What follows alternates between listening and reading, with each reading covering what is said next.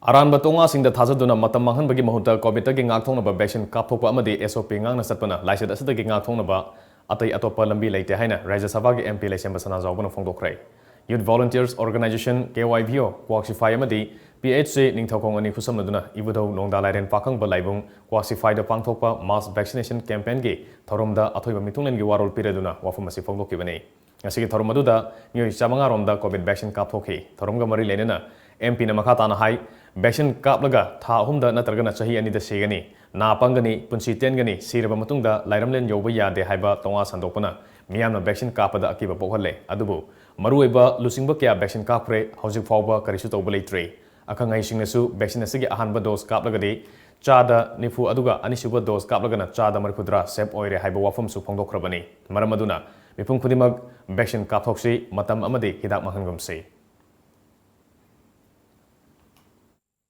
Aku ada minat sesau sang amang sang persen. Isa si COVID nane si kau fail. Ama yung cakap amo bisa kan. Hal yung orang kali kadang ibu ni lepas kan pakai terapi honggo amo.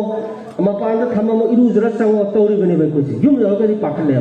Pasal ni saling ada di kau kau khandel. Aduh mana khandel apa? Ay hidak kap na.